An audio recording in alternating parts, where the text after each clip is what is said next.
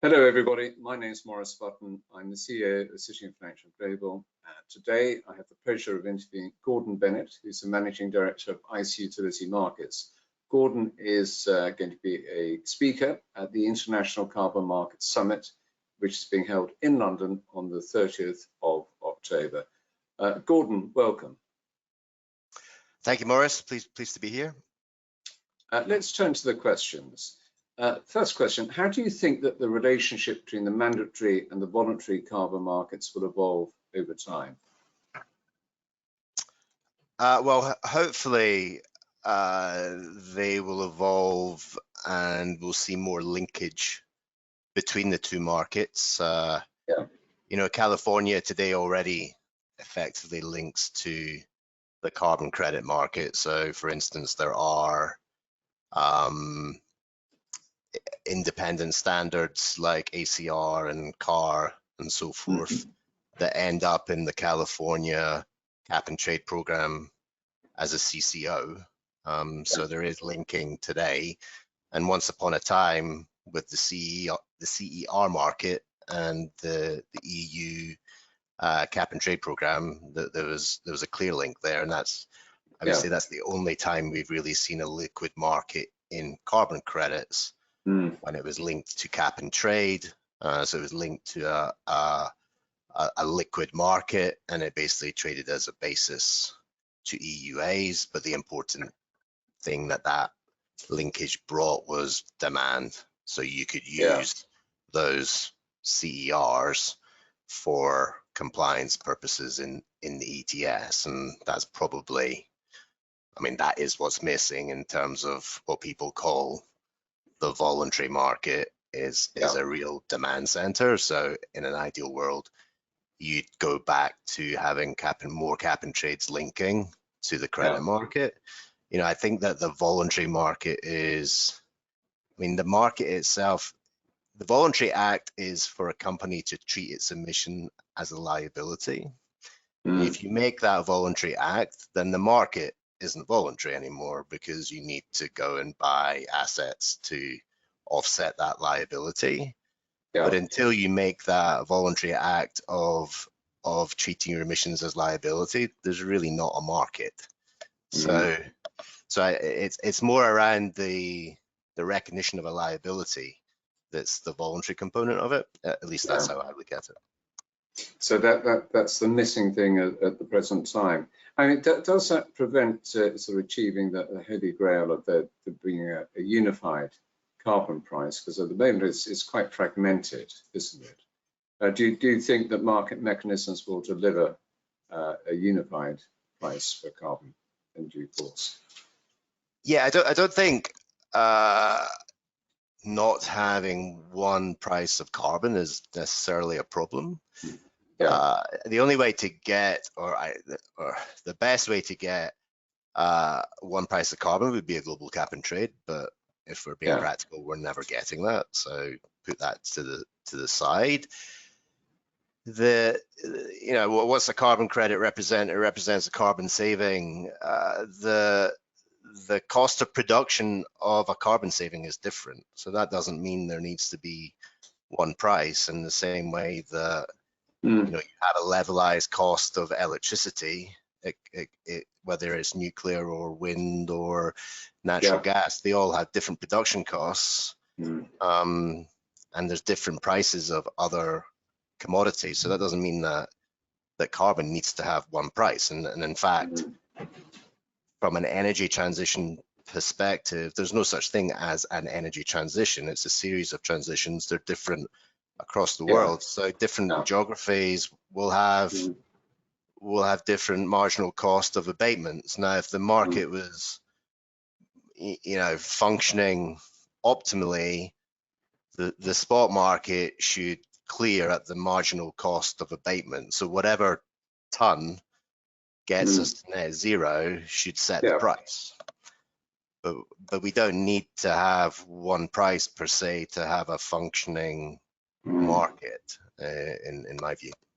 Yeah, no, I understand that. Now, how can companies effectively manage carbon emission price risk? Yeah, so That's an interesting question. I think that to put effectively your carbon on risk, you need to do that act of treating your emission as a liability. Yeah. And until then, and I would argue that, if you read the World Bank report, that only 25% of the world's emissions are priced.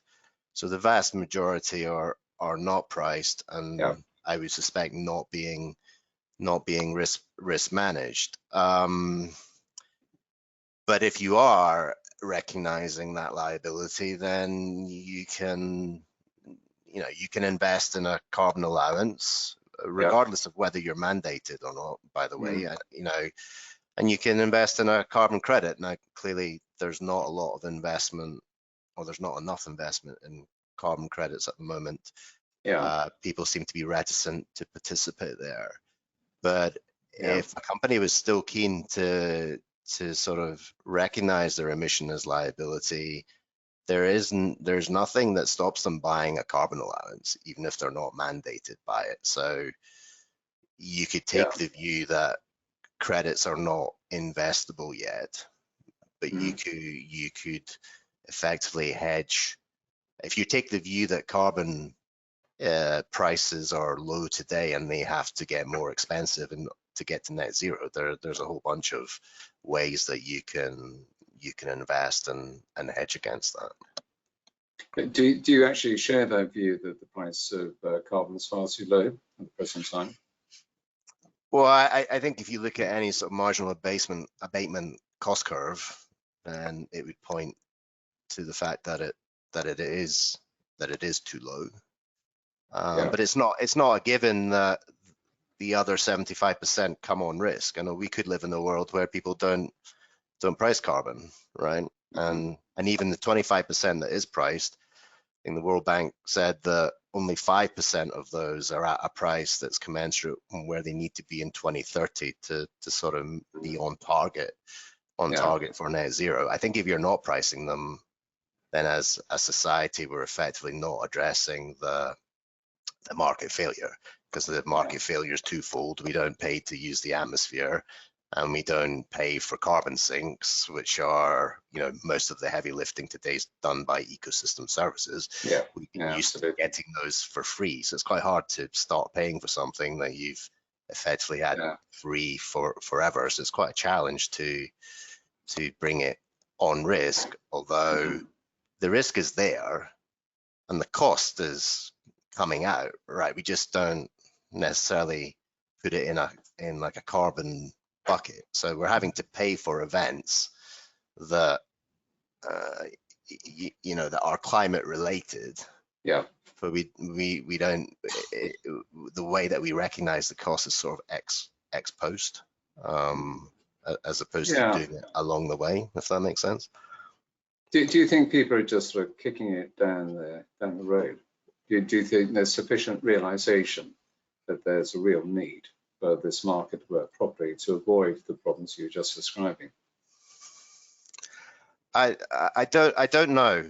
I think that there's more people are talking about it, and people are doing stuff, but I'm not sure if we're doing enough. I've had proximity to carbon markets for 15 or 20 years, and in my head, it's quite simple to deal with it, but that sort of belies the complexity of net zero. I mean, it's basically how the world works. So you can't know. There's so much that you don't know that you could be advocating for something that has second or third order effects that you're not thinking about. But I do believe that carbon pricing has worked well in electricity generation, for example, in the UK is probably the best example. The reason why we've got no coal in the UK is because the math doesn't work at the end of the day. I think you have to make companies are economic agents, and so if you want to be effective in decarbonizing, you've got to make the math work, right? And Yeah. that involves pricing carbon. Yeah, no, absolutely. Well, let's hope that this situation improves, the markets work effectively, and the price of carbon does force people to take the action that's required. But unfortunately, we've run out of time, Gordon. Thank you very much for sharing those thoughts and insights with us. And to our viewers, I very much hope that you'll be able to join us in person at the International Carbon Market Summit on the 30th of October in London, where we'll be delving into these issues in more detail.